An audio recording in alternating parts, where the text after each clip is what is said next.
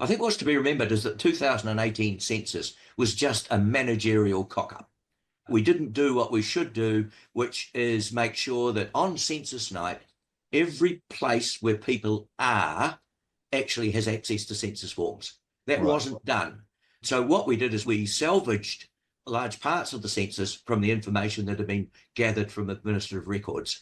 In 2023, that salvage approach was given more prominence. And in fact, it was given so much prominence that ministers, when they funded the census, told the government statistician he only had to get 90% of households, which is bizarre. I mean, you tell someone they've only got to do 90% of the job, then which 90% will they do? We'll all have a different view of the 90%.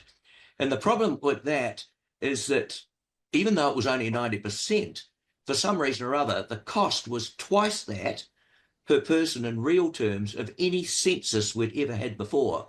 Now, my grunt is that I have spent my career working with ministers of finance like Ruth Richardson and Bill Birch and Gordon Brown in Britain.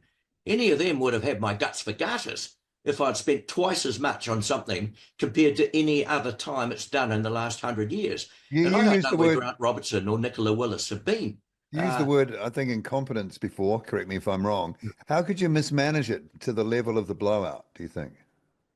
I honestly don't know because I've never seen a comprehensive analysis of where the costs were actually spent.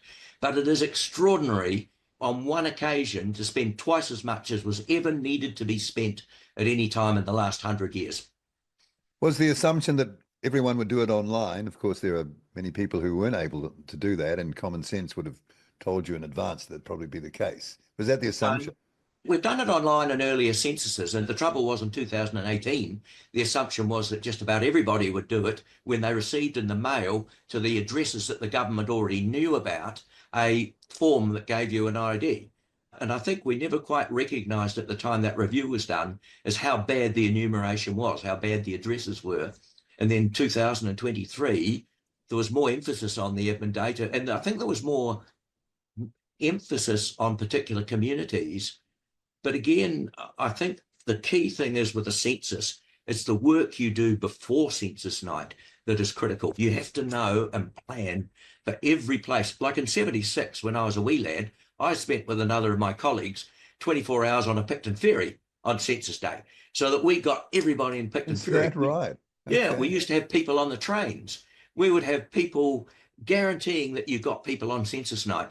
We would have had people just about anywhere in the country where they could be.